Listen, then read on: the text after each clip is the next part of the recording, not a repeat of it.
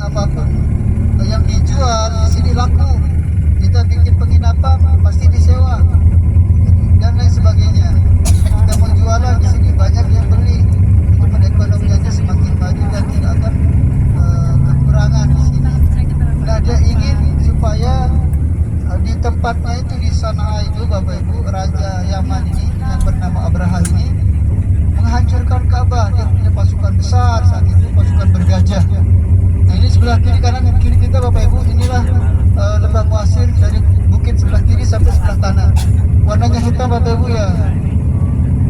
Karena Raja Abraha, Bapak Ibu, pasukan bergajahnya sampai di sini, datanglah Allah mengutus burung ababil. Pernah dengar burung ababil membawa batu yang terkecil dari neraka untuk dilempari ke prajurit bergajahnya, pasukan bergajahnya Abraha itu di sini, Bapak Ibu.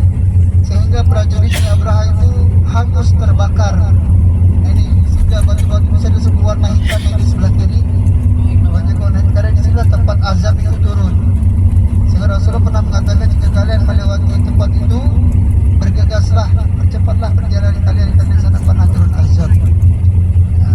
Itu diterangkan dalam surat Al-Fil, alam tara kaifa fa'ala rabbuka bi ashabil fil.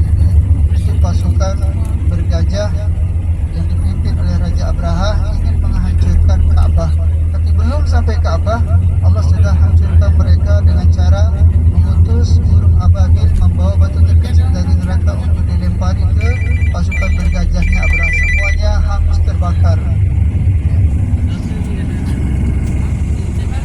Oke, di depan kita ini, Bapak Ibu, sebentar lagi kita akan lewati. Sebelah kiri ada bukit kecil, ada tugu di atasnya, itu namanya Jabal Qurban. Jabal apa? Qurban. Ada apa di Jabal Qurban? Disinilah tempat Nabi Ibrahim mau menyembelih Nabi Ismail. Ya, di depan sebelah kiri lihat ada bukit enggak? Kecil, agak rendah. Di atasnya ada tugu. Bisa dilihat sebelah kiri, jendela sebelah kiri. Ada tugu kuno, ada tugu di sana di atasnya. Iya. Itu di sana tempat Nabi Ibrahim mau menyembelih Nabi Ismail atas perintah Allah.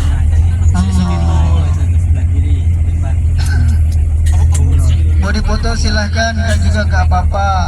Yang penting tahu lokasinya. Pertanyaannya, Bapak Ibu, kenapa Nabi Ibrahim menyembelih putranya? Sebelah kiri bisa dilihat? Bisa. Ada enggak? Ada. Ada. Tugu kecil. Kurban, ya.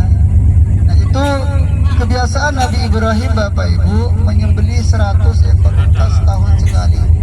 Dagingnya dibagikan ke penduduk Mekah. Nah, saking senangnya Bapak Ibu, Nabi Ibrahim ini mengatakan, kalaupun Allah memerintahkan menyembelih putraku pun saya akan sembelih. Kemudian Allah SWT mengetes kesabaran dan keimanan Nabi Ibrahim, ya. Ketaatan Nabi Ibrahim dites oleh Allah Subhanahu wa taala. Dalam mimpinya, malamnya itu Nabi Ibrahim bermimpi. Dalam mimpinya Allah SWT memerintahkan kepada Nabi Ibrahim untuk menyembelih putranya. Esok harinya tidak dikerjakan, tidak mengerjakan. Kenapa? Karena Nabi Ibrahim beranggapan bahwa mimpi semalam itu dari syaitan mungkin, ya.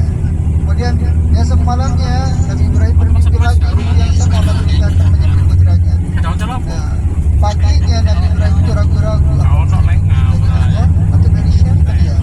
Akhirnya tidak mengerjakannya. Dan malam ketiga Nabi Ibrahim mimpi lagi hal yang sama, Allah perintahkan, baru dia yakin bahwa perintah itu dari Allah, perintah dari Allah. Kemudian Nabi Ibrahim mengatakan kepada Nabi Ismail, "Hai anakku." Pada saat itu Nabi Ismail usianya kurang lebih 16 tahun, Bapak Ibu, masih muda, ya, ganteng. "Wahai anakku, putraku Ismail, Allah memerintahkanku untuk menyembelihmu, bagaimana menurutmu?" Kata Nabi Ismail, "Ya bapakku, kerjakanlah apa yang Allah perintahkan padamu, sebab tidak termasuk orang yang bersabar." Dibawalah Bapak Ibu Nabi Ismail ke lokasi tadi mau disembelih. Tapi ketika mau disembelih oleh pisaunya Nabi Ibrahim tidak terluka, tidak tergores. Kemudian datanglah malaikat Jibril membawa seekor domba dan menggantikan posisi Nabi Ismail dengan domba tersebut, dan domba itulah yang disembelih oleh Nabi Ibrahim. Allah selamatkan Nabi Ismail. Kalau sekiranya setiap tahun itu, kalau jadi Nabi Ismail disembelih, Bapak Ibu, gimana ya? Manusia setahun sekali ada yang dikorbankan disembelih. Tentu yang disembelih itu yang gemuk-gemuk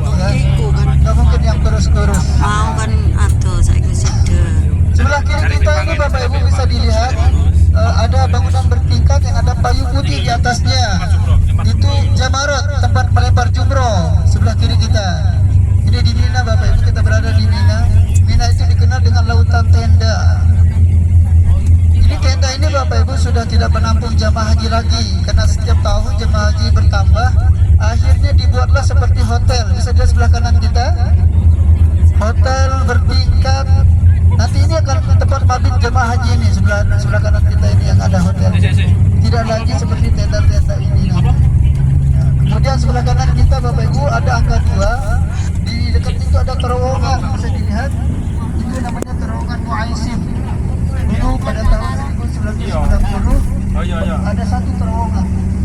Itu di sana tempat jemaah haji Indonesia. Ini tenda jemaah haji Indonesia dulu Bapak Ibu sebelah bukit ini. Tidak harus melewati terowongan itu. Terowongan itu seperti ini depan kita ini. Nah, tapi itu terowongannya kurang lebih 2 kilo itu panjang.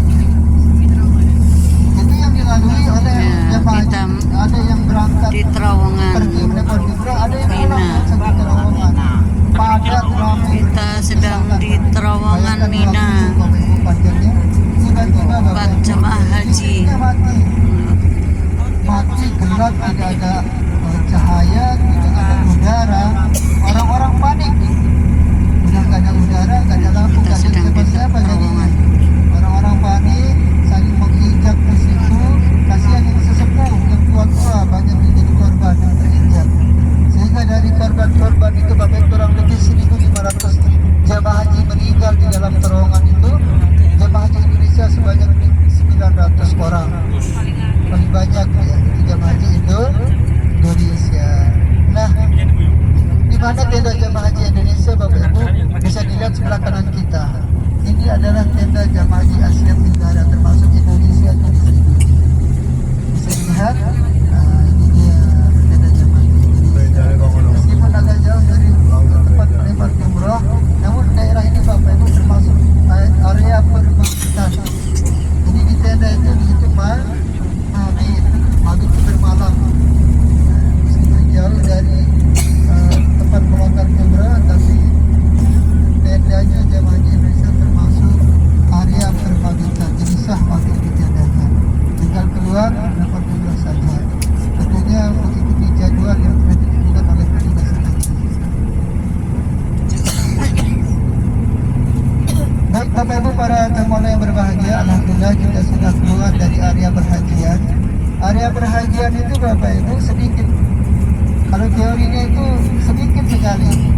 Ya kadang 10 menit nggak sampai selesai. Ya, kayak pembahasan teorinya, yaitu wukuf di Arafah, bermalam di Muzdalifah, melontar jumrah di Mina dan mabit di Mina.